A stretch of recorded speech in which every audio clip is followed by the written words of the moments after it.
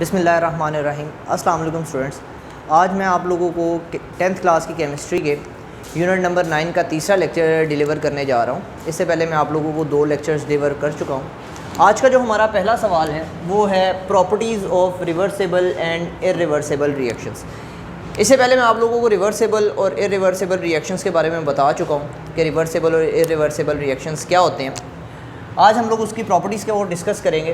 तो इसकी प्रॉपर्टीज़ के अंदर सबसे पहले तो आप लोग उसकी डेफिनेशन ही लिखेंगे। सबसे पहले अगर आप रिवर्सिबल रिएक्शन की प्रॉपर्टी को डिस्कस कर रहे हैं तो आप सबसे पहले उसकी डेफिनेशन लिखेंगे कि ऐसे रिएक्शंस जिनमें प्रोडक्ट्स दोबारा मिलकर रिएक्टेंट्स बनाना शुरू कर देते हैं उन्हें रिवर्सिबल रिएक्शंस कहते हैं। तो सबसे पहले आप लोग उसकी डेफिनेशन करेंगे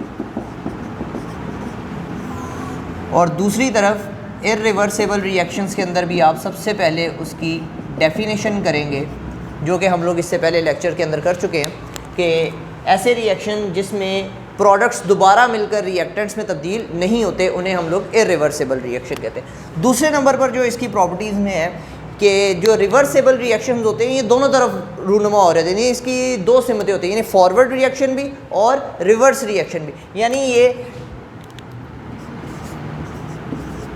ड्यूल रिएक्शंस होते हैं, यानी दोनों सिमतों में ये वाक़या हो रहे होते हैं। जबकि जो इर्रिवर्सिबल रिएक्शंस होते हैं ये एक सिमत में वाक़या होते हैं, यानी इसमें सिर्फ रिएक्टेंट्स जो हैं वो प्रोडक्ट्स में तब्दील होते हैं, प्रोडक्ट्स रिएक्टेंट्स में तब्दील नहीं होते। तीसरी जो इन दोनों की प्रॉपर्टी है वो ये है कि जो रिवर्सिबल रिएक्शंस होते हैं वो कभी भी मुकम्मल नहीं होते, वो कभी तकमील को नहीं पहुंचते। एक वक्त ऐसा आता है जब फॉरवर्ड रिएक्शन का रेट रिवर्स रिएक्शन के रेट के बराबर हो जाता है, लेकिन ये रिएक्शन रुकता नहीं है और ये कभी मुकम्मल नहीं होता। जबकि जो इर्रिवर्सिबल रिएक्शन है ये कंप्लीट हो जाता है, इसमें सारे रिएक्टेंट्स जो हैं वो प्रोडक्ट्स के अंदर तब्दील हो जाते हैं। नेवर कंप्लीट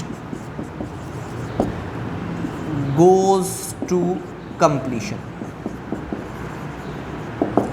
और लास्ट पे जो इनकी 4th प्रॉपर्टी है वो सिंपल सी एक प्रॉपर्टी है जो हम लोग इसको डिस्कस कर चुके हैं कि रिवर्सिबल रिएक्शन जो होते हैं इनको हम लोग डबल एरो के ज़रिए रिप्रेजेंट करते हैं और जो इर्रिवर्सिबल रिएक्शन है उन्हें हम लोग सिंगल एरो के ज़रिए रिप्रेजेंट करते हैं। जो आज का हमारा दूसरा सवाल है वो है केमिकल इक्विलिब्रियम। केमिकल इक्विलिब्रियम से मुराद ये है कि अगर कोई रिएक्शन जब उसमें फॉरवर्ड रिएक्शन का रेट और रिवर्स रिएक्शन का रेट बराबर हो जाता है तो उस हालत में जो रिएक्शन है वो केमिकल इक्विलिब्रियम की हालत में चला जाता है। उस वक्त ना रिएक्टेंट्स ज़्यादा हो रहे होते हैं ना प्रोडक्ट्स ज़्यादा हो रहे होते हैं, बल्कि रिएक्टेंट्स और प्रोडक्ट्स एक दूसरे में कन्वर्ट हो रहे होते हैं। मैं आपको एक्सप्लेन करता हूँ कि हम एक रिएक्शन लेते हैं, for example hydrogen plus iodine, ये तो इसके अंदर 2 तरह के रिएक्शंस है, एक फॉरवर्ड रिएक्शन है, एक रिवर्स रिएक्शन है। फॉरवर्ड रिएक्शन के अंदर हाइड्रोजन और आयोडीन हाइड्रोजन आयोडाइड बनाते हैं, जबकि रिवर्स रिएक्शन के अंदर हाइड्रोजन आयोडाइड हाइड्रोजन और आयोडीन बना रहे होते हैं। अब होता है इस तरह के जब स्टार्ट हो रहा होता है रिएक्शन तो हाइड्रोजन और आयोडीन की कंसनट्रेशन ज़्यादा होती हैं, जबकि हाइड्रोजन आयोडाइड की कंसनट्रेशन ना होने के बराबर होती है। फिर आहिस्ता आहिस्ता आहिस्ता आहिस्ता इनकी कंसनट्रेशन कम होना शुरू हो जाती हैं, जबकि हाइड्रोजन आयोडाइड की कंसनट्रेशन ज़्यादा होना शुरू हो जाती है। और रिवर्स रिएक्शन के अंदर हाइड्रोजन आयोडाइड हाइड्रोजन और आयोडीन बनाना शुरू कर देता है। इस तरह फॉरवर्ड रिएक्शन का रेट आहिस्ता आहिस्ता स्लो होता है, जबकि रिवर्स रिएक्शन का रेट आहिस्ता आहिस्ता तेज़ होता है। एक वक्त आता है जब इन दोनों का रिएक्शन रेट जो है वो बराबर हो जाता है। उस हालत को हम लोग कहते हैं ये केमिकल इक्विलिब्रियम की हालत है।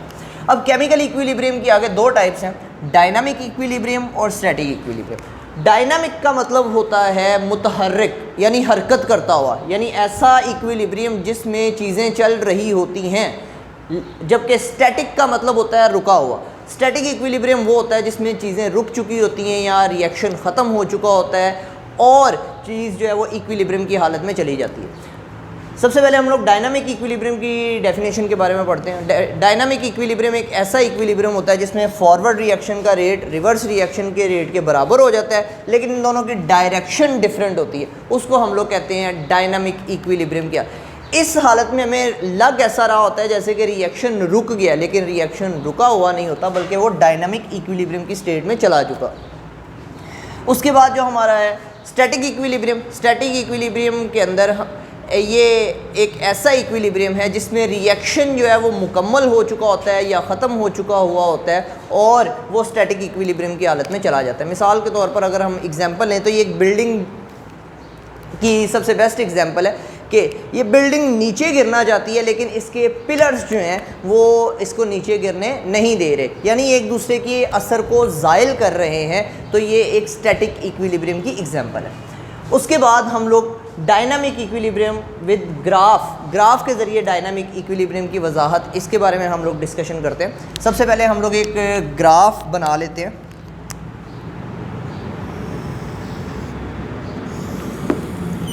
ये इसका एक्स एक्सिस, ये इसका वाई एक्सिस। हम लोग एक्स एक्सिस के ऊपर टाइम को लेंगे, जबकि हम लोग वाई एक्सिस के ऊपर रेट ऑफ रिएक्शन को लेंगे। शुरू में चूँकि जो फॉरवर्ड रिएक्शन होता है उसका रेट बहुत ज़्यादा होता है, इसलिए हम लोग उसको यहाँ से स्टार्ट करेंगे, जबकि जो रिवर्स रिएक्शन होता है उसका रेट ना होने के बराबर होता है, ये शुरू में ज़ीरो होता है, तो उसको हम लोग यहाँ से स्टार्ट करवाएं। तो हम लोग टाइम यहाँ पे लिख लेते हैं 20, 30, 40, 50। तो जैसा कि जो फॉरवर्ड रिएक्शन होता है उसका रेट आहिस्ता आहिस्ता कम होना शुरू हो जाता है इस तरह, और एक वक्त आता है जब उसका रेट जो है वो रिवर्स रिएक्शन के बराबर हो जाता है। इसी तरह रिवर्स रिएक्शन का रेट आहिस्ता आहिस्ता तेज़ होता है और एक वक्त आता है जब उसका रेट फॉरवर्ड रिएक्शन के बराबर हो। ये है फॉरवर्ड रिएक्शन और ये है रिवर्स रिएक्शन। तो एक केमिकल जो रिएक्शन होता है उसके दौरान शुरू में फॉरवर्ड रिएक्शन जो होता है उसका रेट बहुत ज़्यादा होता है, जबकि रिवर्स रिएक्शन का रेट ना होने के बराबर होता है। आहिस्ता आहिस्ता फॉरवर्ड रिएक्शन का रेट कम होना शुरू हो जाता है, जबकि रिवर्स रिएक्शन का रेट आहिस्ता आहिस्ता ज़्यादा होना शुरू हो जाता है। और फिर एक वक्त आता है जब फॉरवर्ड रिएक्शन और रिवर्स रिएक्शन दोनों का रेट एक दूसरे के बराबर हो जाता है। इस हालत को हम लोग कहते हैं डायनामिक इक्विलिब्रियम की हालत। इस हालत में ये जो रिएक्टेंट्स हैं ये प्रोडक्ट्स में तब्दील हो रहे होते हैं और उतने ही प्रोडक्ट्स दोबारा रिएक्टेंट्स में तब्दील हो रहे होते हैं। तो स्टूडेंट्स, ये था हमारा आज का लेक्चर जिसमें हम लोगों ने 5 क्वेश्चंस को डिस्कस किया है। एक properties of reversible and irreversible reactions, chemical equilibrium, dynamic equilibrium, static equilibrium और dynamic equilibrium with the help of a graph.